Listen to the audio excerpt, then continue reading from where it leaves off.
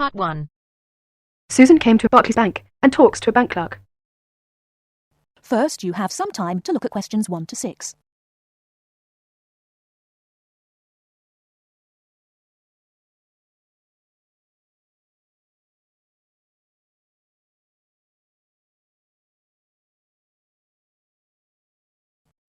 Listen carefully and answer questions 1 to 6. Good morning. What can I do for you? Good morning. I'd like to open a bank account. What kind of account do you want? I'm not quite sure. I'll be a college student. I simply require a safe place to keep my money and easy access to it. Can you recommend an account for me? All right. Do you get a grant? No, I will be supporting myself. I see. You could open an instant account. What's an instant account? Basically, it's an interest account. It has all the usual current account facilities such as a cash card and a deposit book, except a checkbook, and pays competitive interest on your account when it's in credit. There are 2 levels of interest for this account. If your balance is up to £500, the interest is 5.25%. If your balance is 500 or over, it attracts an even higher rate of interest, which goes up to 7.25%. You will receive a cash card for our machines, so you can withdraw money with the card from any machines or any Barclays branches when the bank is closed. Oh, I see. How can I withdraw money if I have no checkbook? Well, you have to withdraw money either using your card or visiting your branch. I see. Before you hear the rest of the conversation, you have some time to look at questions 7 to 10.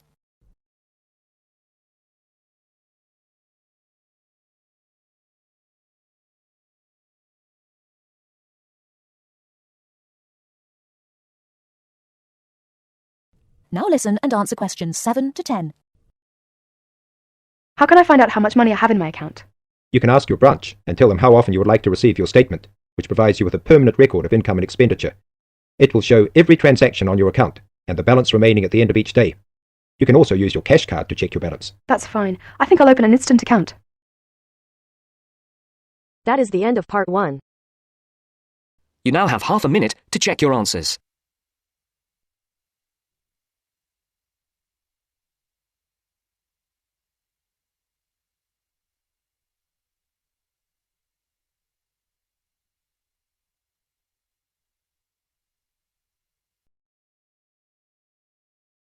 Now turns to Part 2.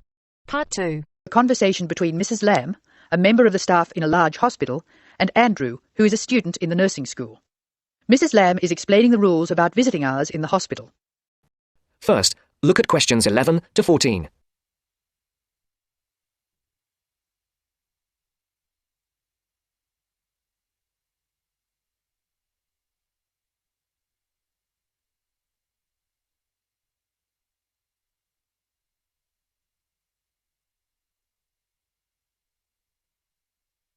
Listen carefully. Hello, Andrew. I believe you want to know about visiting hours. Yes, I do, Mrs. Lamb. I have to fill this form out, and I'd like to have some idea why the different parts of the hospital have different times for visiting. I see. Well, let's start with an obvious one. Intensive care. People in intensive care are very sick indeed, and for that reason, we say that visitors can come between 6 a.m. and midnight. I can understand that. At the other end of the scale, our maternity patients are usually quite well, but we restrict their visiting hours from 8 a.m. to 8 p.m. We find they get very tired if we permit visitors all the time. I see. What about the surgical wards? The doctors prefer to do their rounds early in surgical, so visiting hours are 9 a.m. to 9 p.m. Surgical patients are often on very heavy painkillers, and they aren't really very good company for their visitors. But surely the visitors come to cheer up the patient, not the other way round. Of course, and often the visitors are able to help the patient a lot. That's why we allow visitors all day, the full 24 hours in the emergency ward.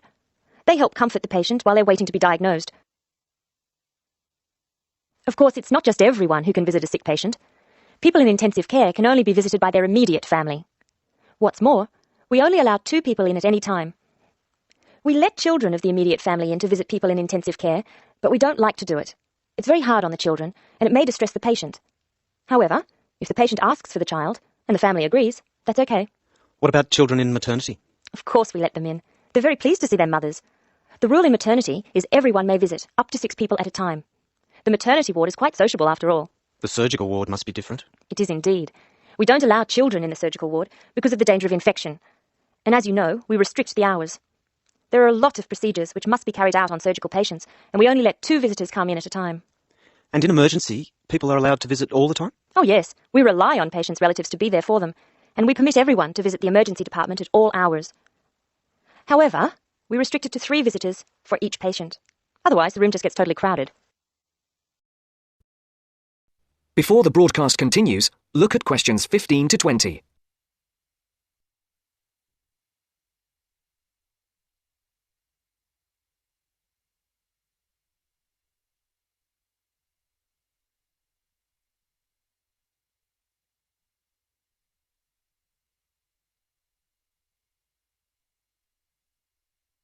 You will now listen to the second part of the talk. Now I have your schedule for the next week's observation sessions. Are you ready? Yes. Where do I start? On Monday, you'll be in male surgical in the morning and in female surgical in the afternoon. You'll be following Dr. Shea on her rounds. Thank you. And on Tuesday? On Tuesday, you'll be with Dr. Thomas in the morning and Dr. Robertson in the afternoon. No, that can't be right. You're with Dr. Thomas in the afternoon and Dr. Robertson in the morning. Do I ever get to see Dr. Kim? Yes, you'll be with Dr. Kim on Thursday and Friday. She'll take you through the children's ward and through our new teenage ward for 12 to 15-year-olds. Great. I've read a lot about that new ward. Will I see the schoolroom? Maybe another time. And what will I do on Wednesday? On Wednesday, you'll join the other students for lectures. You'll be in the Redmore lecture room between 8 and 10 a.m. and later between 2 and 3 p.m. Thank you. Do you know how big my class is? The intake this term is 200 first-year students. I'm pleased to say about 1/3 are men, which is good. Nursing used to be an almost entirely female occupation. I know. My father trained as a nurse, and he was considered very unusual. Is he still working as a nurse? Yes, he's working in a hospital in the country. I guess I just wanted to follow his example. That is the end of part 2. You now have half a minute to check your answers.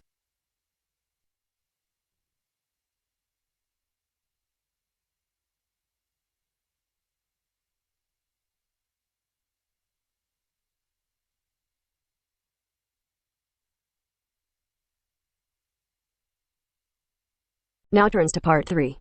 Part 3. You'll hear a conversation among two students and their tutor about the presentation they are going to make at the tutorial class. First, you have some time to look at questions 21 to 26.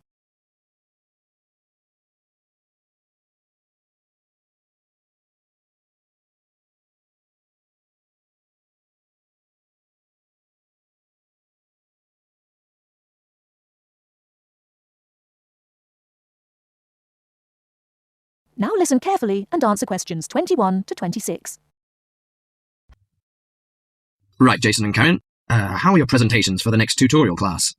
I feel a bit nervous. I haven't done that before. Although many of my classmates in the same tutorial group have finished theirs. But I think them a little uninteresting because they just read out their notes. I hope mine will be more attractive It seems you have a higher demand for yourself. As for me, I have no sense of uneasiness because I made one last semester, but I feel no sense of satisfaction about it. It lacked strong arguments, I think. How much did you get for the last presentation, Jason? 83% actually, but my goal for the next one is over 87%. It's pretty good. What is your topic for this one? Strategies for reading. I feel my biggest problem is in the reading speed, rather than vocabulary, which is most students' problem, though. I'm slow, especially in reading articles on my major courses. They are complex and dull. Have you found any effective methods? Well, I'm not quite sure. I suppose to skim the books or articles is a good approach. Yes, by skimming the book first, you get the choicest parts. It saves a lot of time. You don't have to read every word of the passage, but you have to learn to read certain parts intensively. Yes, I include that in my presentation. There is one thing I'm not clear yet. Why don't we make presentations more related to our major? Once you learn to write clearly, read analytically, and listen to lectures effectively, you'll begin professional tutorials. That means you should start from the basics. Well, Karen, how is your presentation?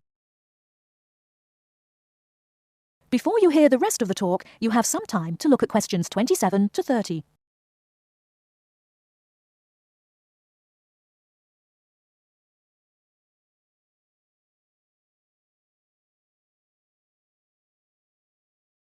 Now listen and answer questions 27 to 30.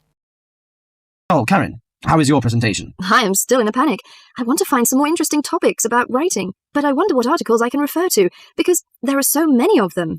Did you get the list of the reading materials handed out last class? Yes, but there are over 20 on it. I have only a week to prepare, so I wonder if... Okay, let me give you some suggestions. You needn't read them all, because some of them deal with the same issue. The article by Holsworth is really worth reading. It covers the aspects of organising the thoughts and ideas. Okay, Holsworth.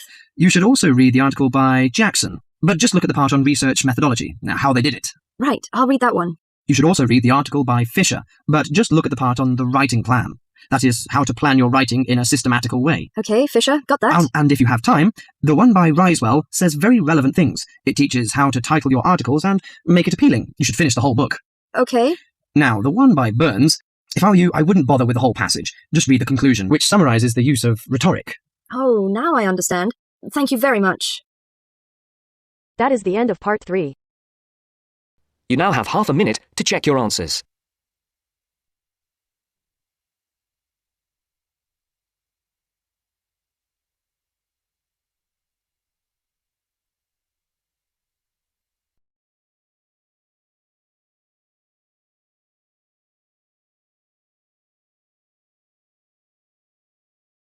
Now turns to part 4. Part 4. You are going to hear a news broadcast about proposed developments in a local area and about a local college. First, you have some time to look at questions 31 to 40.